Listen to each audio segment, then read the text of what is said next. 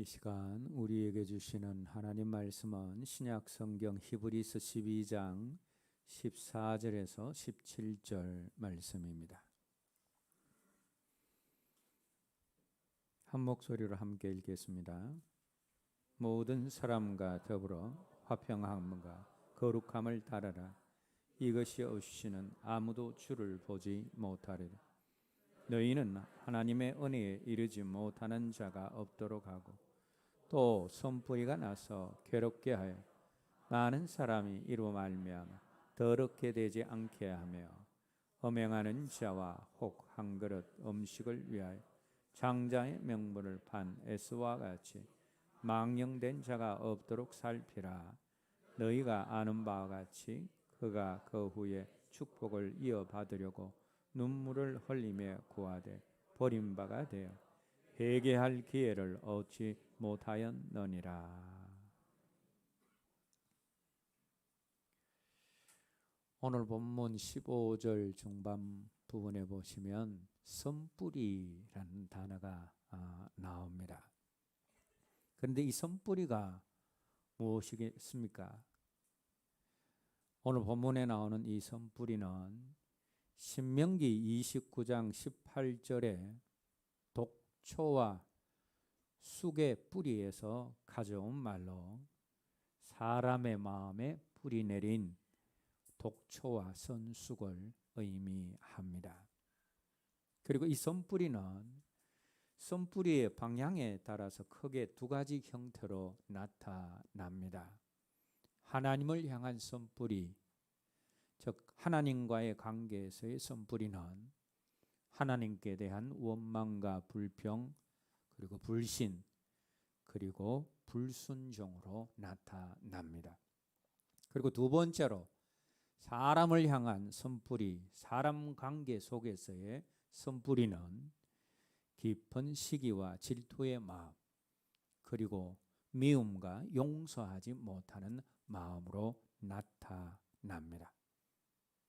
그리고 하나님을 향한 선뿌리이든 사람을 향한 선뿌리이든 선뿌리의 중요한 특징 중에 하나는 처음에는 작은 씨앗처럼 보이지만 시간이 지나면 뿌리를 깊이 내리고 결국 삶 전체를 지배하게 된다라는 겁니다.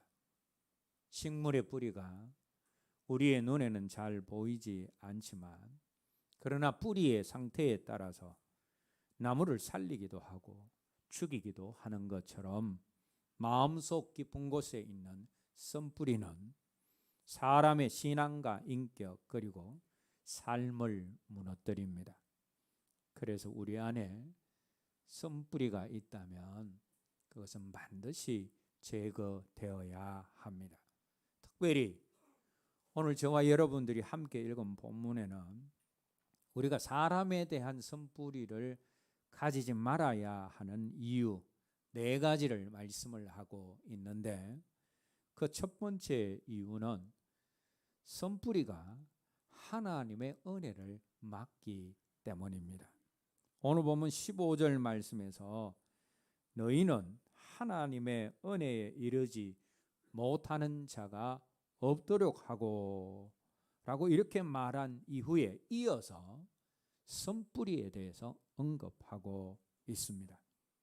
선뿌리와 하나님의 은혜가 서로 연결되어져 있기 때문에 또 선뿌리가 하나님의 은혜를 가로막기 때문입니다.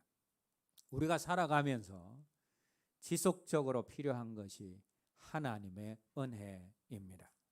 우리의 일상생활 속에서도 하나님의 은혜가 필요하고 신앙생활 가운데서도 하나님의 은혜가 필요하고 직장생활과 사업장에서도 하나님의 은혜가 필요합니다.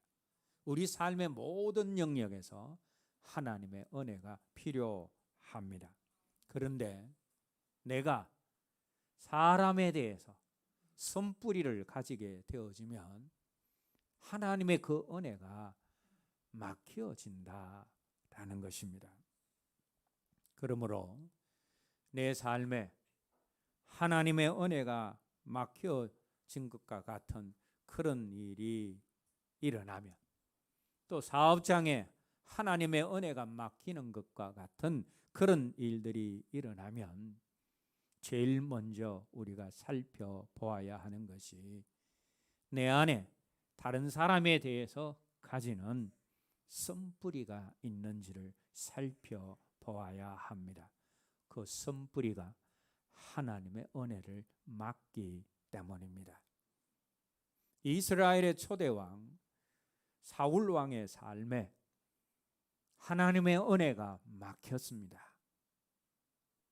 그래서 그는 결국 자신에게 주어진 왕관과 왕국을 잃어버리고 하나님께 버림받는 자리로 가게 되어집니다.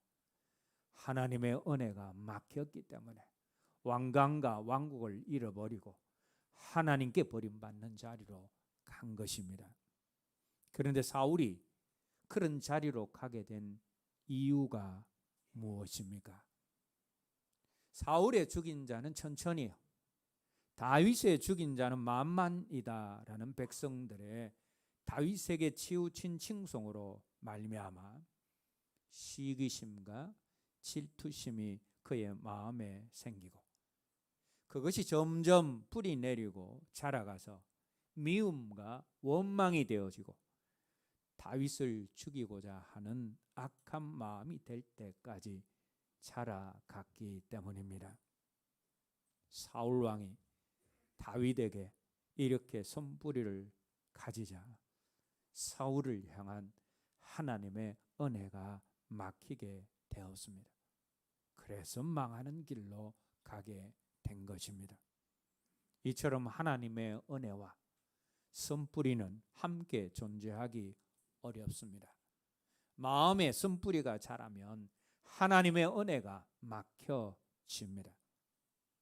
그러므로 우리가 자신의 쓴뿌리를 해결하지 않고 은혜를 구하는 사람은 어리석은 사람입니다. 하나님의 은혜가 은혜 되기 위해서는 우리가 우리 안의 쓴뿌리를 반드시 제거해야 한다라는 것입니다. 은혜가 막혀져 있다라고 생각이 되어지면 내 안에 쓴뿌리를 제거하고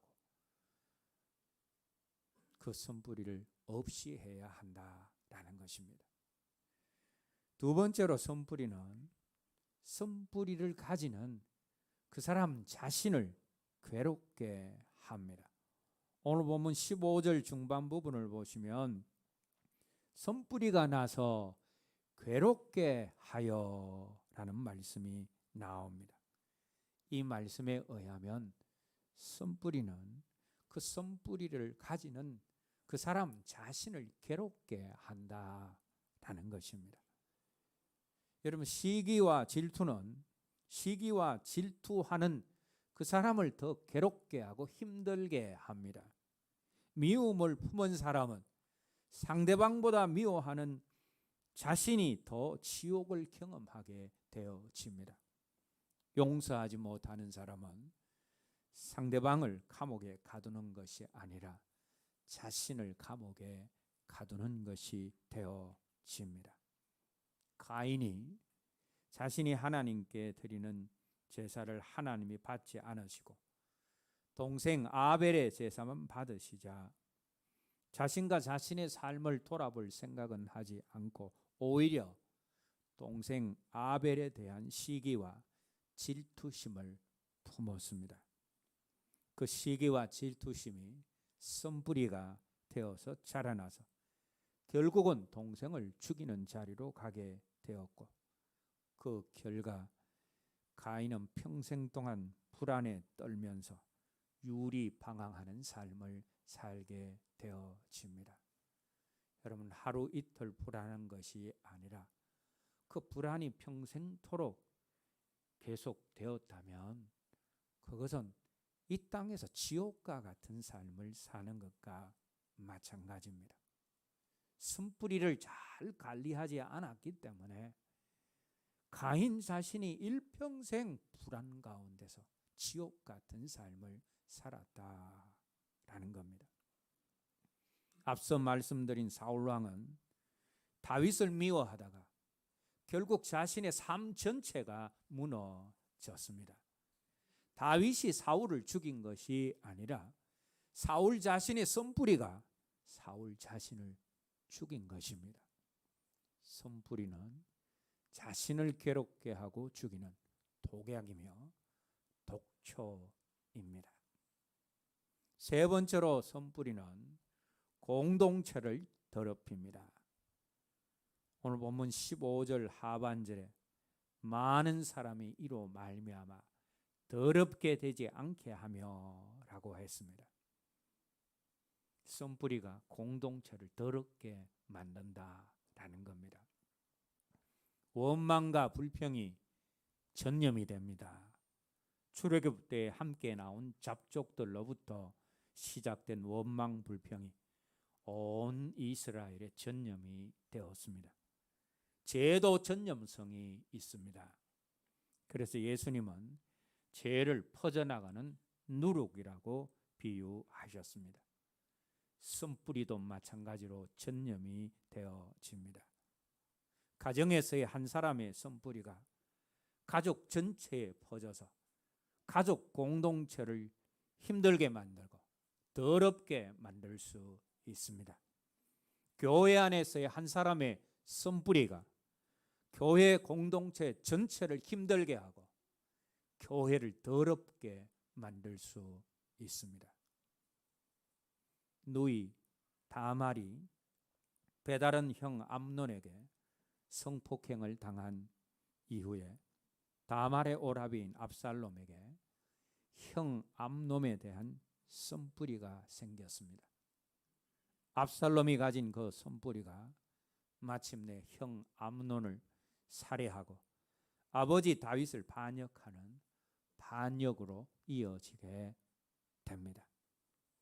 결국 압살롬 한 사람이 가진 그 선뿌리가 압살롬 자신도 비참하게 죽는 자리로 가게 만들었을 뿐 아니라 이스라엘 공동체 전체를 내전에 휘말리게 만들므로 많은 사람을 죽게 만들었다라는 겁니다. 한 사람의 선뿌리가 나라 공동체를 너무나 힘들게 만들었다라는 것입니다. 모세의 누이였던 미리암이 모세가 구스 여인과 결혼을 하자 모세에 대한 불만을 가지고 모세를 비방했습니다. 미리암의 불만과 비방은 선뿌리가 되어서 모세의 형 아론에게로 번져갔고 또한 백성들에게도 흘러갔습니다. 그런데 모세를 향한 미리암의 선뿌리가 어떤 결과를 가져왔습니까? 미리암 자신을 문둥병에 걸려서 이스라엘 진 밖으로 쫓겨나가게 만들었고 이스라엘의 가나안을 향한 진군도 그녀가 돌이켜 회개하고 진중으로 돌아오기까지 멈추게 되었습니다. 미리암 한 사람의 선뿌리가 이스라엘 공동체 전체의 전진을 막았다라는 것입니다. 죄 짓는 것보다 더 나쁜 것은 다른 사람 죄 짓게 만드는 것이고 원망 불평하는 것보다 더 나쁜 것은 다른 사람까지 원망 불평하게 만드는 것입니다. 실족하는 것보다 더 나쁜 것은 다른 사람을 실족하게 만드는 것입니다. 선뿌리를 가지는 것보다 더 나쁜 것은 그 선뿌리의 악한 영향력이 공동체에 퍼져 나가게 만드는 것입니다. 성령 하나님이 지금 이루어지고 있는 사랑빛 교회의 성전 건축을 가나안에 들어가는 것이다 라고 말씀하시면서 사랑빛 교회의 리더인 저를 이전 교회에서 초합척과 계약하면서부터 계속해서 가나안을 누리는 삶에 대해서 훈련하고 계십니다. 제가 그런 훈련을 받고 있다면 여러분들도 지금 그런 훈련을 받고 있는 것입니다. 그런데 가나안하고 애굽은 어떻게 다릅니까? 애굽은 나일강과 연결된 관계 수로가 잘 발전이 되어서 농사 짓고자 하면 언제든지 농사 지을 수 있습니다. 나일강 물을 댕겼으면 언제든지 농사 지을 수 있습니다. 그런데 가나안 땅은 그렇지 않습니다. 하나님께서 이른 비와 늦은 비를 내려주셔야만 농사를 지을 수 있는 곳입니다. 가나안 땅이 젖과 꿀이 흐르는 땅이 되는 것은 오직 이른 비와 늦은 비를 내려주시는 하나님을 의지할 때에 젖과 꿀이 흐르는 땅이 되는 것입니다.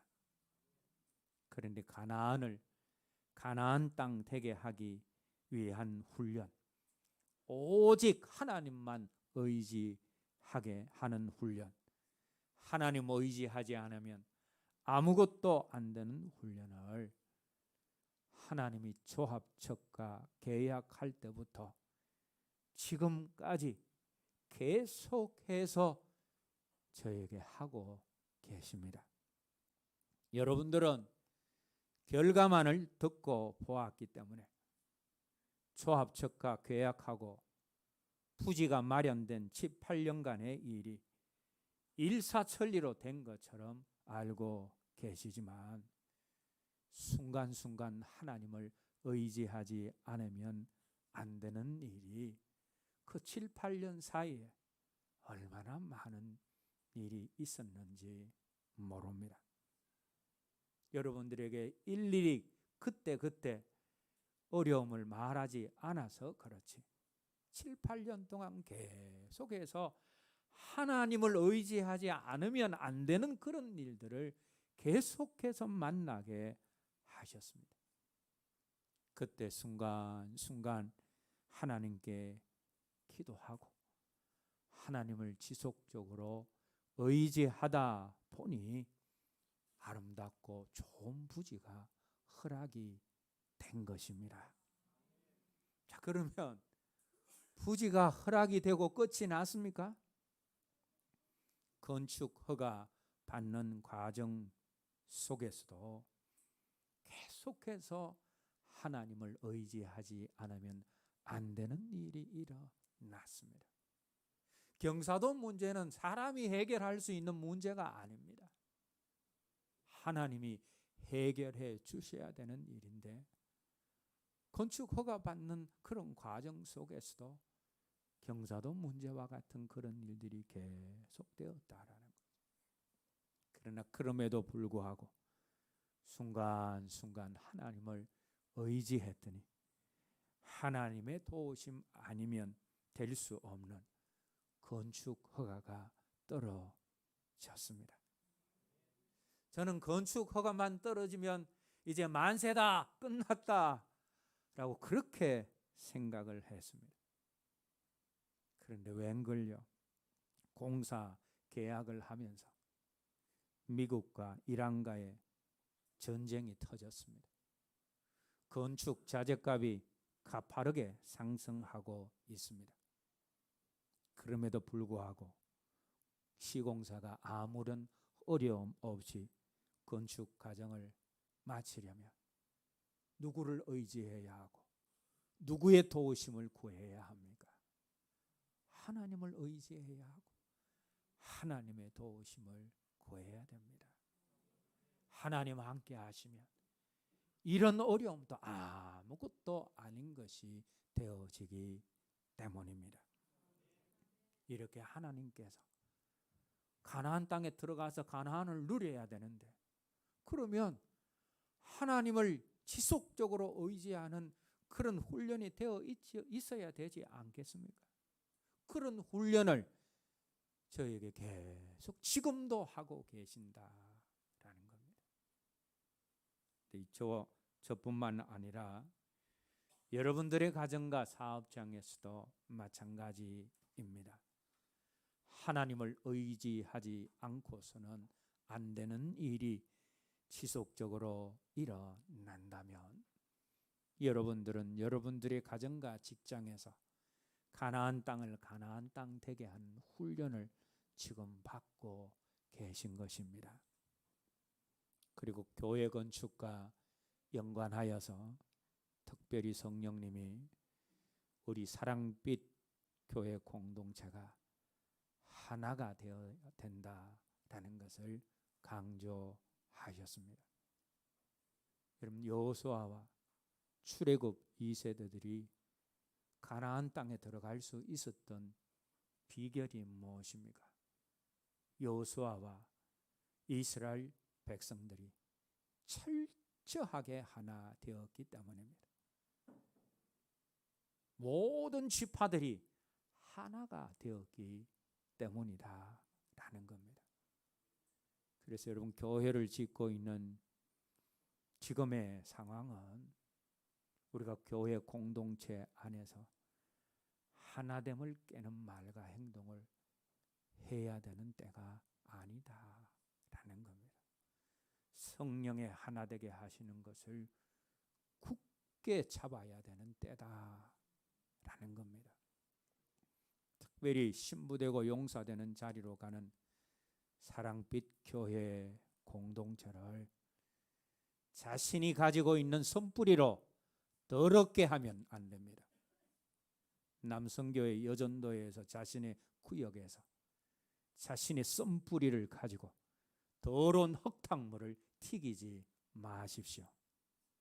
하나님은 자신의 선뿌리로 말미암아 공동체의 하나됨을 깨고 공동체를 더럽게 만든 사람의 책임을 반드시 그의 삶에서 물으시고 찾으신다라는 사실을 우리가 기억해야 할 것입니다.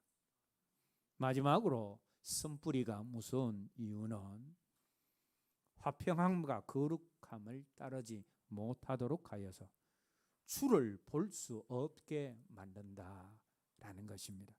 오늘 보면 14절 말씀 읽겠습니다. 모든 사람과 더불어 화평함과 거룩함을 따르라. 이것이 없이는 아무도 주를 보지 못하리라. 이 말씀 마지막 부분에 아무도 주를 보지 못한다라는 말씀이 나옵니다. 아무도 주를 보지 못한다라는 말씀은 구원받지 못한다라는 의미이고 천국에 들어가지 못한다라는 의미입니다. 그런데 어떤 사람이 주를 보지 못합니까? 화평함과 거룩함을 따르지 않는 사람이 주를 보지 못합니다. 그런데 여기서의 화평함과 거룩함을 따르지 못하는 것은 오늘 본문 속에서 다루고 있는 선뿌리와 연결이 되어집니다. 오늘 본문 말씀은 화평함과 거룩함을 따르지 못하는 원인 중 하나가 바로 선뿌리임을 말씀하고 있습니다. 왜냐하면 선뿌리는 화평함의 반대 방향으로 자라기 때문입니다.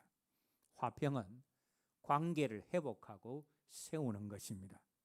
반면에 선뿌리는 시기와 질투, 원망과 불평, 미움과 용서하지 못함으로 관계를 파괴합니다. 사람과 사람 사이를 갈라 놓습니다. 예를 들어서 누군가의 말과 행동으로 마음이 상했는데 그것을 하나님 앞에 내려놓지 않고 오래 품게 되어지면 처음에는 마음 상함이었지만 나중에는 원망이 되고 원망은 미움이 되고 미움은 관계의 단절로 이어집니다. 그래서 선뿌리가 있는 사람은 화평을 이루기보다 다툼을 이루기가 쉽습니다. 오늘 본문이 화평을 말한 직후에 선뿌리를 경계하는 이유가 여기에 있습니다. 선뿌리는 화평을 따르지 못하게 하는 화평의 적입니다. 뿐만 아니라 선뿌리는 거룩함을 따르지 못하게 하고 거룩함을 무너뜨립니다. 사람들이 거룩을 외적인 행위로만 생각을 하지만 성경은 먼저 사람의 마음을 봅니다. 겉으로는 예배드려도 마음속에 독한 원망과 미움이 가득하면 거룩한 상태라고 할 수가 없습니다. 그래서 선뿌리는 거룩함을 갉아먹는 내면의 독과 같은 것입니다. 그런데 선뿌리로 말미암아 거룩함을 갉아먹히고 화평을 깨는 사람이 어떻게 된다라고 했습니까? 마지막 때 주를 보지 못한다라고 했습니다. 구원받지 못하고 천국에 들어가지 못한다라는 것입니다. 예수님 당시의 바리새인들은 자신들이 율법을 가장 잘 지키는 사람이다라고 생각을 했습니다. 그런데 예수님께서는 그런 그들을 향해서 회칠한 무덤이고 외식하는 자들이라고 엄히 책망하셨습니다. 예수님의 책망을 듣고도 바리새인들이 회개하는 자리로 가지 않고 그저 자존심만 상해했습니다. 그리고 자신들보다 예수님께서 더 백성들에게 사랑받고 존경받는 것을 보고 시기심이 생겼습니다. 뿐만 아니라 그들은 예수님을 믿는 사람들이 많아질수록 기득권을 잃고 자신들의 영향력이 줄어드는 것을 두려워했습니다. 이 모든 것들이 예수님을 향한 쓴뿌리가 되었고 그 쓴뿌리가 그들의 영적인 분별력을 마비시켜서 구원자 되신 예수님을 거부하고 십자가에 못 박고 구원과 천국에서 멀어지게 되었습니다. 바리새인들이 구원과 천국에서 멀어지게 된 근본적인 문제가 무엇입니까? 상한 자존심과 시기심과 교만에서 나온 썸뿌리였습니다. 썸뿌리로 말미암아 그들은 진리보다 체면을 사랑했고 회개보다 자기 의를 사랑했고 하나님보다 자신의 위치를 사랑했습니다. 그래서 메시아 앞에 서 있으면서도 메시아를 거부한 것입니다. 이렇게 썸뿌리는 하나님의 은혜를 막고 자신을 괴롭히고 공동체를 더럽히고 주를 보지 못하게 만드는 치명적인 독입니다. 독을 계속해서 품고 있으면 되겠습니까? 우리가 그 독을 빨리 제거해야 되지 않겠습니까? 마음속에 있는 선뿌리를 어떻게 우리가 제거할 수 있습니까? 선뿌리를 없애는 방법이 무엇입니까? 선뿌리를 없애는 방법은 첫 번째로 회개하는 것입니다.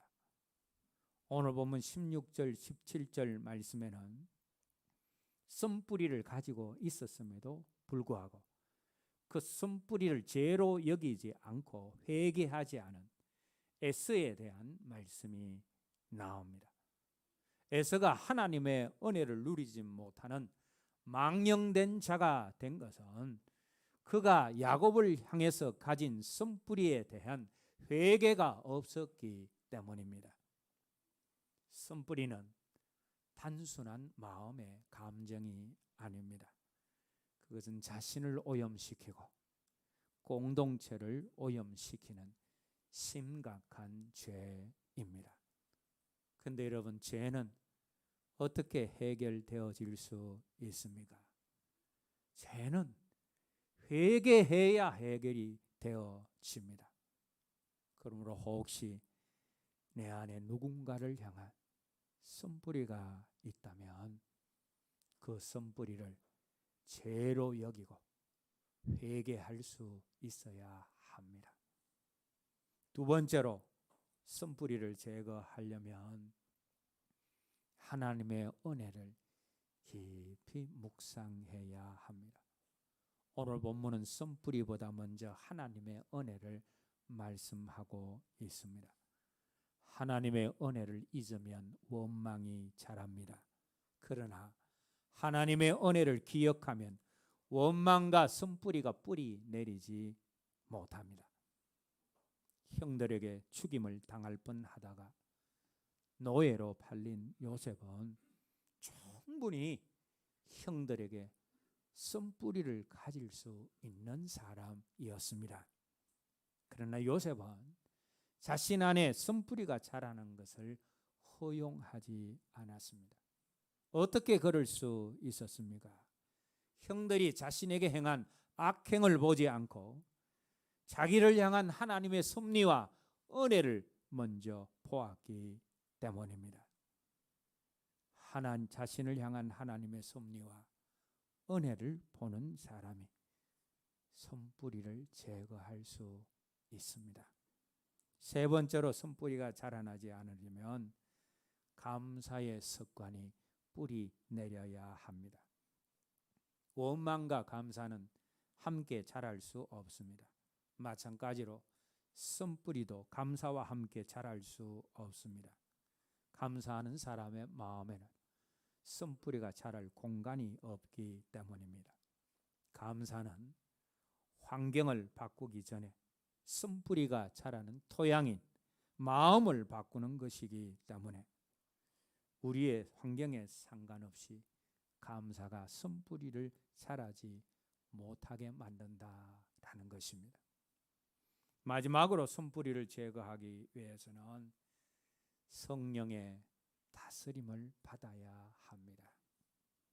갈라디아서 2장에 보게 되어지면 바울이 안디옥에서 베드로가 이방인들 가운데서 그리스도인이 된 사람들과 식사를 하고 유대인들이 식사를 하고 있는 중에 유대인들이 온다라는 소식을 듣고서는 마치 식사 안 한 것처럼 그 자리를 박차고 나오는 외식의 모습을 보이게 됩니다. 이것을 바울이 알게 되었는데 이 바울이 많은 사람들 앞에서 베드로의 그런 외식적인 행동을 공개적으로 책망을 합니다. 그냥 살짝 불러내어서 혼자 있을 때 책망한 것이 아니라 많은 사람들 앞에서 공개적으로 책망했다라는 겁니다. 사람의 입장에서 보게 되어지면 이때 베드로는 매우 수치스럽고 크게 자존심이 상했을 수 있습니다. 그 당시 베드로는 예수님의 수제자였고 초대교회의 대표적인 사도였는데 이제 예수 믿은 지 얼마 되지 않은 바울에게서 많은 사람들 앞에서 공개적으로 책망을 받았기 때문입니다. 그런데 성경 어디에도 베드로가 그런 바울에 대해서 쓴뿌리를 가졌다라는 내용이 없습니다. 오히려 베드로는 바울을 향하여서 베드로후서 3장 15절 말씀에서 사랑하는 형제여 라고 표현하는 것을 보게 되어집니다. 그가 책망을 받은 이후에 쓴 것이 베드로후서인데 그곳에서 바울을 향해서 사랑하는 형제다라고 표현을 하고 있습니다. 만약 그때 그 일에 대해서 베드로가 바울을 향해서 쓴뿌리를 계속 가지고 있었다면 사랑하는 형제라는 표현을 할 수가 없습니다. 그런데 여러분, 베드로가 자신의 마음에 바울을 향한 쓴뿌리를 두지 않은 이유가 무엇입니까?